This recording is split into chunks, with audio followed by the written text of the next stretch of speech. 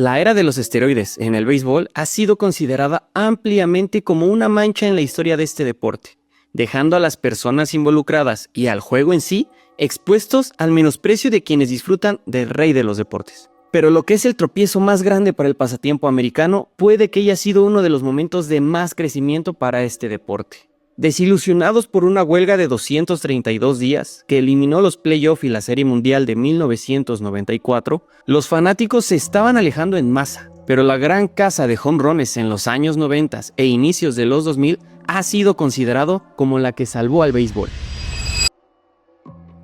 Los jugadores han intentado obtener ventajas químicas en el béisbol desde los primeros días del deporte. En 1889, por ejemplo, el lanzador Pud Galvin se convirtió en el primer jugador de béisbol en ser ampliamente conocido por su uso de sustancias para mejorar el rendimiento. Galvin era un usuario y defensor vocal del elixir Brown Sequard, un suplemento de testosterona derivado de los testículos de animales vivos como perros y cobayas. El béisbol es un juego salpicado de manchas de whisky y tabaco desde sus orígenes, donde se valoraban sustancias de diversos tipos por su supuesta capacidad para ayudar a los atletas a jugar mejor, así como para hacer frente al estrés y el tedio que supone la prueba de resistencia de más de 160 partidos que dura la temporada de béisbol en las grandes ligas. Al terminar la década de 1980, el béisbol se estaba recuperando del golpe que recibió a raíz del caso judicial en el que varios jugadores de primer nivel confirmaron que habían comprado cocaína a Curtis Strong,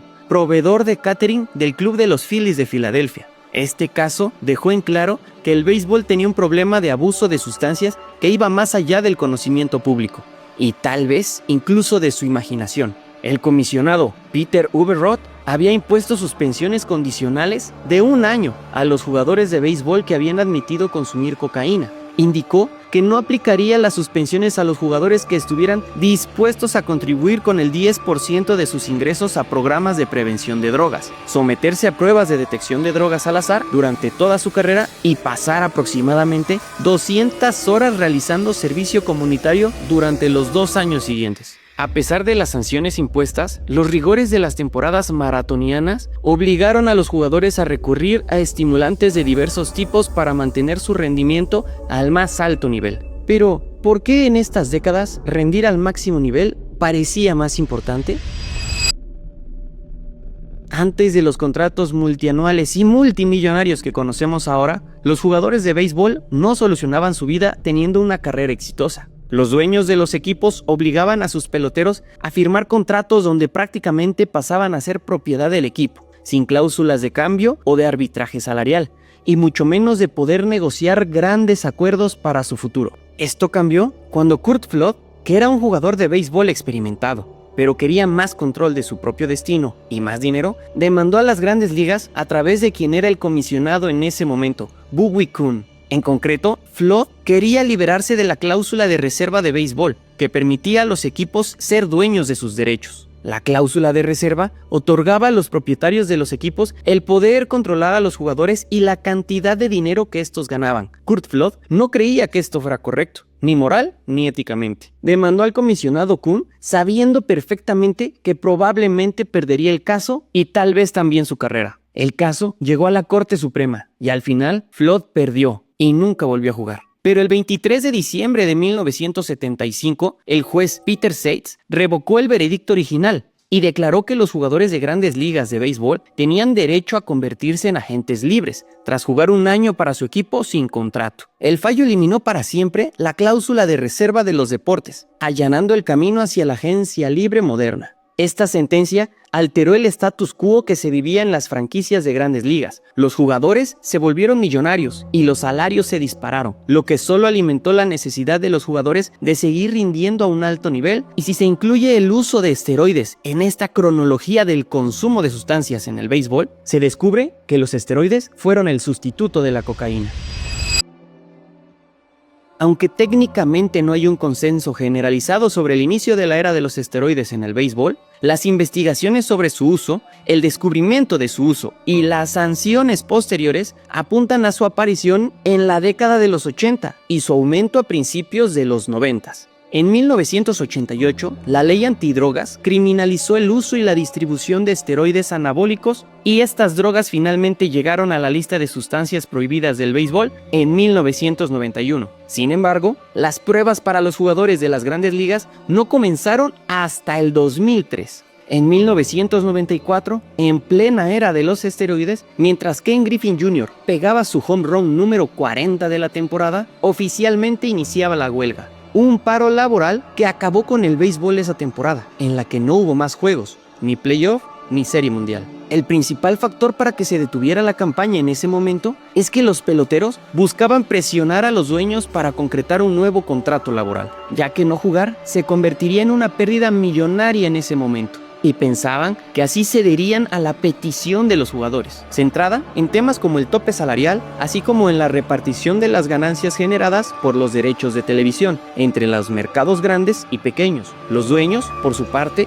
optaron por no hacer ningún movimiento, ya que apostaban a que los jugadores claudicarían al buscar recuperar sus ingresos económicos. Finalmente, la huelga terminó el 2 de abril de 1995. Los fanáticos estaban algo desanimados por el juego cuando regresaron al siguiente año, debido al hecho de que los propietarios y jugadores parecían haberse olvidado de lo más importante del negocio. Los fanáticos, desilusionados por la huelga de 232 días que había eliminado los playoffs y la Serie Mundial, no regresaron en masa como se creía que pasaría. Luego llegó el año de 1998 y desde entonces la gran casa de home runs ha sido considerada como la que salvó el béisbol. Pero lo que se olvida fácilmente es que en 1998 el béisbol se expandió e introdujo a los D-backs de Arizona y a los Devil Rays de Tampa Bay. ¿Pero por qué esto es importante? La historia cuenta que una consecuencia natural de la expansión incluye un mayor total de home runs. En 1961 el béisbol también se expandió y se crearon los Mellizos de Minnesota, que antes eran los Senadores de Washington, y los Angelinos de Anaheim. Y como el béisbol sentía que DC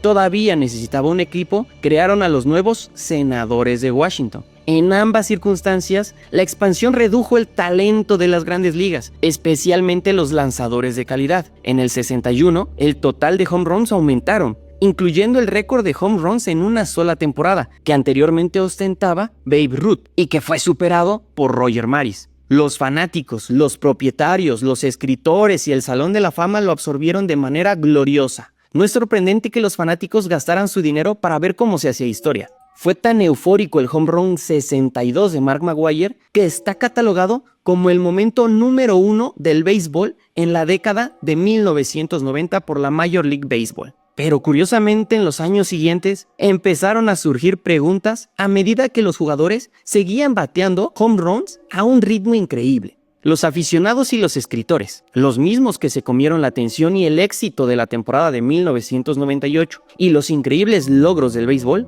querían respuestas. ¿Por qué la explosión de poder? ¿Cómo podía estar sucediendo esto? ¿Podría estar ocurriendo algo siniestro? Lo que se descubrió fue que los jugadores habían descubierto nuevas sustancias de ayuda, que han sido legales y útiles en algunos entornos, pero su presencia en el ámbito deportivo cambió orgánicamente la forma en que se desarrollan las competiciones deportivas desde entonces. Una vez más, los funcionarios del béisbol tenían trabajo que hacer y necesitaban proteger la integridad del juego. Irónicamente, el atractivo del home run también provocó el fin de la era de los esteroides. Para un observador casual, la persona más asociada con esta era puede ser Barry Bonds. En la época de la carrera, Bonds ya era reconocido como uno de los mejores jugadores de béisbol, pero su físico y habilidades no se comparaban con las de McGwire o Sosa, que se llevaban todos los elogios. Bonds estaba motivado para llevar su físico y su rendimiento al siguiente nivel. Se puso en forma y con un poco de ayuda rompió el récord de home runs de McGwire, solo años después, pero sus declaraciones cuando se le cuestionaba sobre su cambio físico y su repentino poder sobrehumano crearon el camino para el fin de esta era. En los siguientes años, se examinó con atención el desempeño de los jugadores, los récords que se habían batido y por qué el béisbol no tenía una política de pruebas cuando la ley de control de esteroides anabólicos era ley. Bonds siguió afirmando que no había hecho nada malo y seguía una dieta y un régimen de ejercicios estrictos, desafiando a los escritores y a cualquiera que lo escuchara a que se sometería a una prueba de drogas en cualquier momento. Sin embargo, esta afirmación lo hacía con pleno conocimiento de que el sindicato de jugadores nunca permitiría tales pruebas, porque el béisbol y el sindicato no tenían una política establecida de pruebas de esteroides en el acuerdo de negociación colectiva acordado. En 2002, el gobierno federal comenzó a investigar a una empresa de productos nutricionales, la Balco, y descubrió que esta empresa era una de las principales razones por las que los esteroides habían ganado más popularidad en el béisbol, incluso después de las audiencias del Congreso de 1988 y la legislación de 1990. La información y los testimonios posteriores a la investigación federal condujeron a una investigación adicional del Congreso y a una nueva ley promulgada por el presidente George Bush. En el 2004, Bush firmó una nueva ley destinada a controlar los esteroides anabólicos. Según esta ley, se añadirían 26 sustancias más a la lista anterior, creada en el 90, y clasificadas como drogas de la lista 3. Como resultado, la posesión de una sola pastilla de esteroides anabólicos podía conllevar a una pena de prisión severa y se consideraría un delito federal. Además, el senador estadounidense George Mitchell llevó a cabo una investigación de 20 meses sobre el uso de sustancias para mejorar el rendimiento en el béisbol.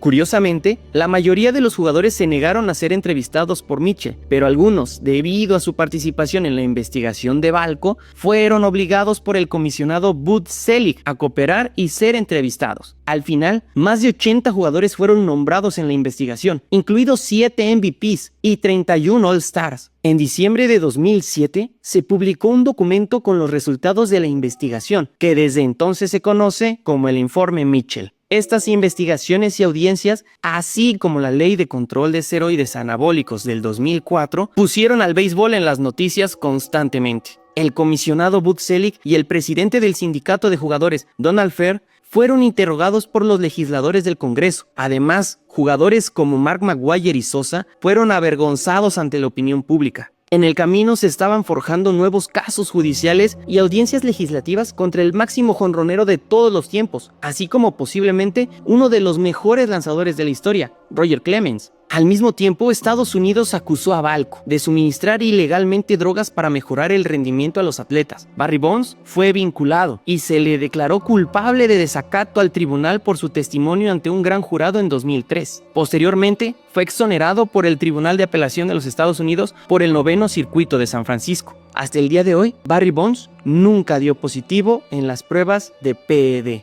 Mientras tanto, Roger Clemens fue llevado a audiencias en el Congreso y luego se defendió de los cargos de perjurio en esas audiencias. El exentrenador de Roger Clemens, Brian McNee, proporcionó a los investigadores jeringas que supuestamente inyectó en el brazo de Clemens. Después, Roger testificaría ante el Congreso que nunca consumió sustancias ilegales. Sin embargo, al final, Clemens fue exonerado de todos los cargos de perjurio. El gobierno de Estados Unidos gastó millones en un intento de condenar a los jugadores de béisbol de alto perfil y fracasó. Las grandes ligas, tras las audiencias del Congreso de 2004, apaciguaron al público instituyendo una nueva política antidrogas. En enero de 2005, la MLB y la MLBPA anunciaron una nueva política de pruebas antidrogas. Actualmente en vigor incluye pruebas durante todo el año y sanciones más estrictas para el uso de esteroides, aunque estas sanciones siguen siendo ineficaces en comparación con otros deportes, comenzando con una suspensión sin goce de sueldo de 10 días por la primera infracción y una posible prohibición de por vida a discreción del comisionado por la quinta. Aunque hay diferencias en cuanto a la fecha exacta del fin de la era de los esteroides, hay un consenso en que la presencia de esteroides y otras drogas que mejoraron el rendimiento en el béisbol ha cambiado para siempre el juego.